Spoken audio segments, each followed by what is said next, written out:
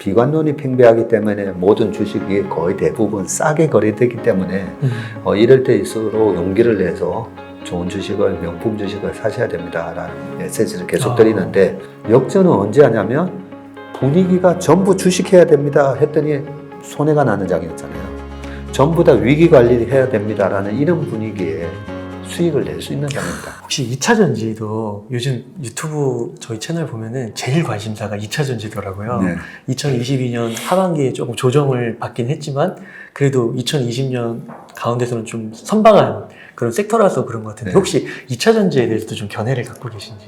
예. 그 얘기를 하기 전에 최근 22년 하반기가 주가가 되게 안 좋았잖아요. 네. 네. 그래서 많은 분들은 제가 이제 요즘 그 강세론자 분들이 요즘 안 보이셔가지고 외롭게 지금 제가 그분들 역할을 좀 해드려야 되겠다. 왜냐면 우리 개인분들이 작년에도 주식 많이 사셨거든요. 왜냐하면 경제적 자유를 얻기 위해서 꾸준히 삼성전자를 비롯해서 네이버든 미국의 엔비디아가 됐든 테슬라가 됐든 그런 위대한 기업이라고 샀는데 계속 빠지니까 다들 그런 생각이 드실 거예요. 내가 지금 제대로 하고 있는 거 맞나? 예. 그리고 이제 그 강세론자적인 얘기를 하시는 분들이 이제 어떤 이유로든 잘 못 나오시는 경우도 있고 하다 보니까 지금이라도 잘 하고 계시는 거라는 말씀을 드려야 되겠다 싶어서 저는 이제 장이 아주 안 좋을 때일수록 많이 나오잖아요. 네, 많이 나옵니다. 네. 네, 많이 나와서 말씀드리는데 작년 하반기 되게 시장이 힘들었잖아요. 작년 하반기에 7월 1일부터 6월 말 기준으로 우리나라 시장이 코스피가 4% 빠졌어요. 4%밖에 안 빠졌어요. 네. 근데 작년 하반기에 주식시장 되게 많이 빠진 것 같잖아요. 그러네요. 네, 하이닉스 같은 게 이제 저점을 깨고 하다 보니까 그런 거고, 삼성전자도 5만 1,000원 얼마였던가 찍고 네. 나서 계속 위에서 이렇게 놀았거든요. 그리고 하반기에 바닥치고 48%, 50% 오르고 이런 주식들이 많아요. 네. 예, 국내에도 있고 미국 시장에도 있고. 그래서 비관론이 그렇게 팽배했던 이 하반기에 2,000이 깨질 수도 있다, 미국은 3,300 갈 거다, 이런 얘기 속에 실제로 주가 안 빠졌어요. 그렇군요. 그렇죠? 예, 그래서 이 말씀을 왜 먼저 드리냐면, 우리가 비관론이 팽배하기 때문에 모든 주식이 거의 대부분 싸게 거래되기 때문에 이럴 때일수록 용기를 내서 좋은 주식을, 명품 주식을 사셔야 됩니다라는 메시지를 계속 드리는데, 제가 계속 그래도 2차 전지에 대해서는 안 좋게 말씀을 드립니다. 계속. 그래서 어떤 분들은 반박에 또 영상을 만들어서 올리시는 분들도 있고, 저도 혹시 내가 좀 잘못 보고 있나 영상도 보고 많이 참고도 하고 하는데, 2020년 코로나 때도 빚내서라도 주식 사가지고 21년도에 집 사세요 이런 얘기도 하긴 했었지만, 그때도 제가 사면 안 되는 종목 한 3가지가 있다라고 말씀드렸었어요. 그때 하나가 이제 경영권 분쟁을 하는 회사 사시면 안 되고, 또 하나가 그때 이제 코로나 진단 키트나 이런 거, 코로나로 인해서 일시적으로 돈을 많이 버는 게 없다, 그런 거 사시면 안 되고 이런 얘기를 드렸는데, 지금도 마찬가지입니다. 우리가 이제 잘 가려서 사야 된다는 말씀을 드리고, 2차 전지는 저는 이제 그 하나의 원칙이 있어요. 네. 그 원칙이 뭐냐면, 중국하고 서로 1, 2등을 겨루는 그런 산업에서는 투자를 하지 않는다는 원칙이 있습니다. 네. 네. 그래서 저희가 이 업계에서 2차 전지는요, 2016년도에 모두가 우리 업계에서 그거 사기 아니야 이런 얘기할 때부터 LNF 에코프로가 10,000원 할 때 샀었어요.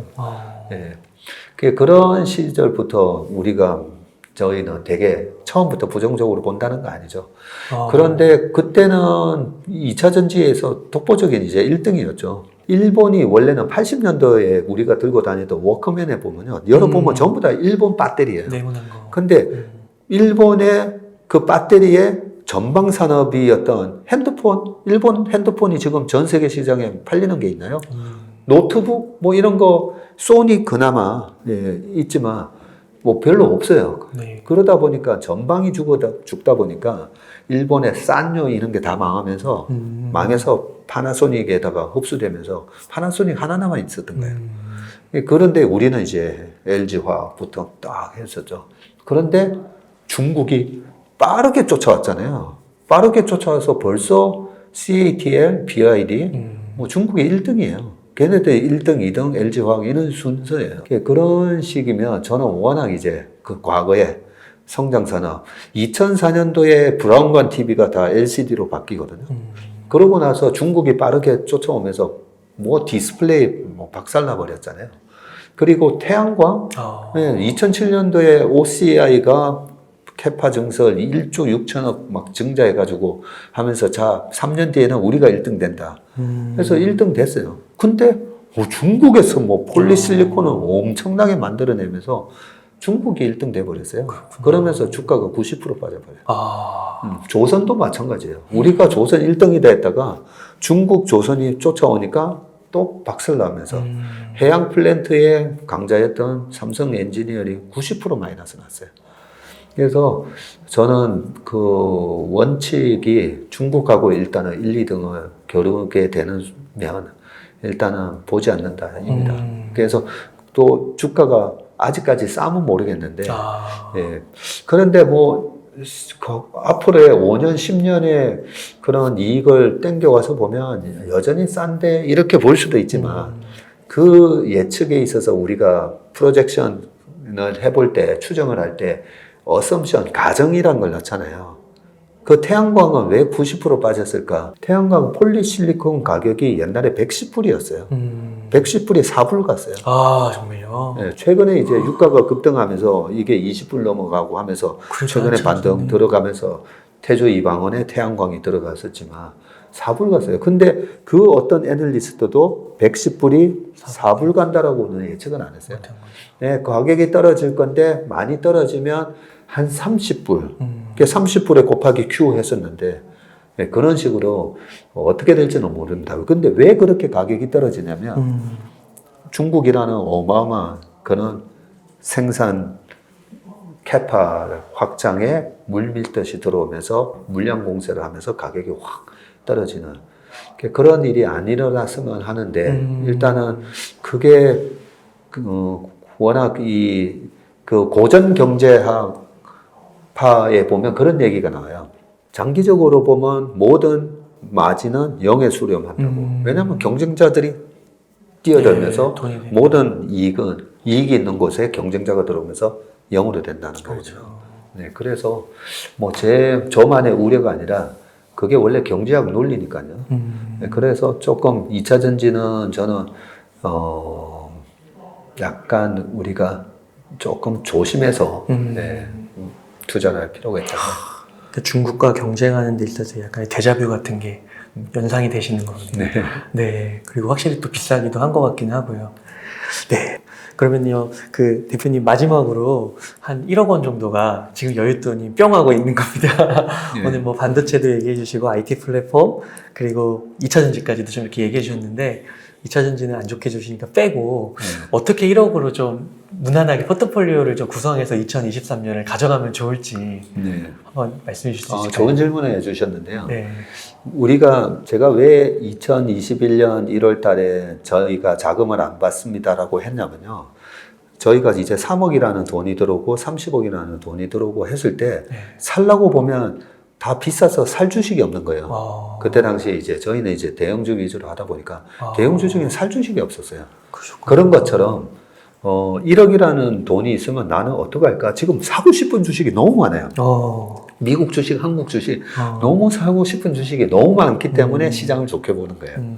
예. 근데 경제만 보고 어떤 시장의 분위기만 봐서는 그게 안 보입니다. 안 보이는데 저희는 직접 투자를 하니까. 예, 그렇게 해서 좋게 보는데 1억을 미국 주식 사고 싶어서 달러로 바꾸자니 또 아까워요.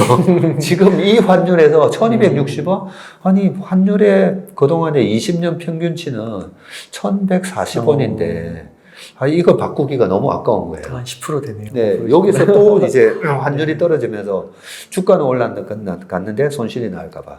그래서 지금 1억이 있다면 그냥 우리나라 기업들 쭉 사고 싶고요. 이게 약간 단기적으로는 1월 달 같은 경우에는 중소형주들이 코스닥이 좀 강하게 올라가는 경향이 있어요. 그래서 1월 한 달만 보면 약간은 중소형주 비중도 한 20-30% 채워놓고 싶고요.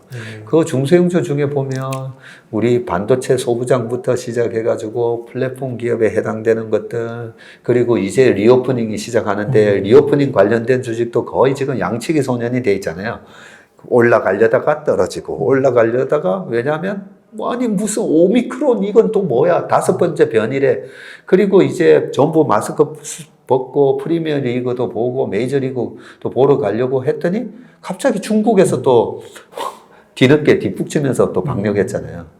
14억, 15억 인구가 또 못 나오다 보니까 우리 경제에 또 영향 줬고, 그래서 약간은 좀 양치기 소년처럼 돼 있는 섹터지만 리오프닝도 사고 싶고, 여러 가지 보면 사고 싶은 주식이 많기 때문에 이럴 때는 1등 주식들, 1등 주식들 그 분야에 뭐 삼성전자도 사고 네이버도 사고 카카오도 사고, 그리고 리오프닝 관련된 그런 주식들, 백화점부터 시작해가지고 화장품 뭐 이런 거, 그리고 항공, 여행, 카지노 사고 싶은 게 너무 많아요. 그런 것들 좀 분산해서 1억이 있다면 그냥 저는 그렇게 사겠습니다.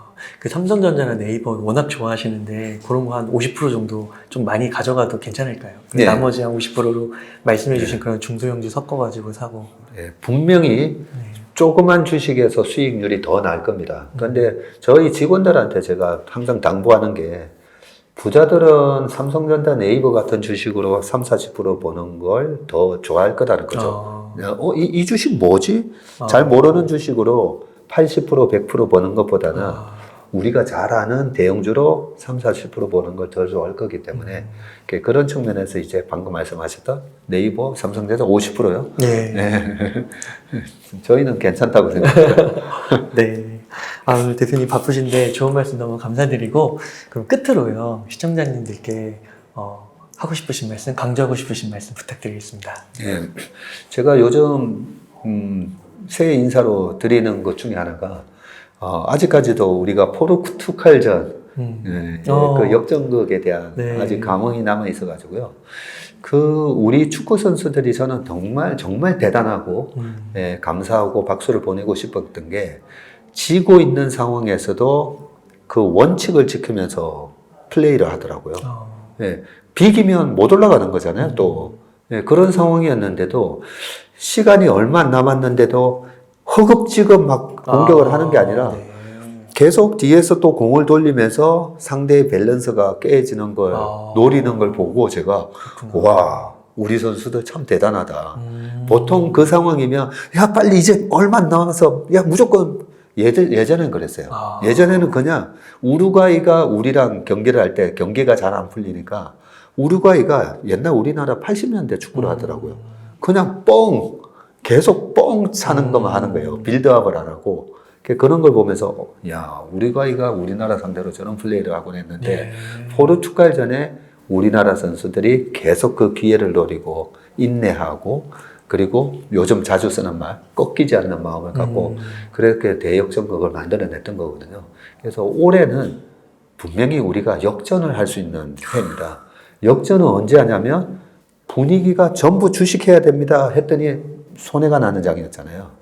전부 다 위기 관리해야 됩니다라는 이런 분위기에 수익을 낼 수 있는 장입니다. 그래서 작년, 재작년, 2년 동안 먹었던 거 다 토해내서 지금은 오히려 손실 났어요. 이 부분을 다 만회하시고, 역시 그래도 예금 넣는 것보다 내가 주식을 하기를 잘했네, 그런 수익을 내는 한 해가 되시길 진심으로 기원하겠습니다. 네.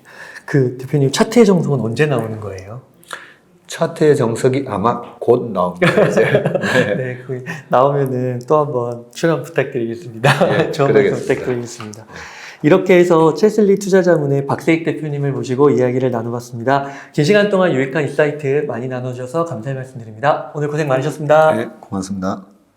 안녕하세요. 웅달책방 구독자 여러분, 웅달입니다. 박세익 대표님과 2023년 새해 우리 투자자들이 어떤 것을 중요하게 봐야 하고 준비해야 하는지 깊이 있게 이야기를 나누어 보았는데요. 투자에는 확실히 변하지 않는 법칙이나 잊어서는 안 될 중요한 전략들이 있는 것 같습니다. 그중 중요한 한 가지로 차트 분석이 있습니다.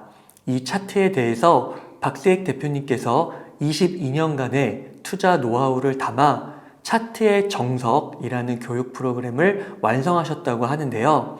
이 영상에 고정 댓글 참고하시면 자세한 내용 보실 수 있을 것입니다. 여러분들의 성투를 기원하겠습니다. 감사합니다.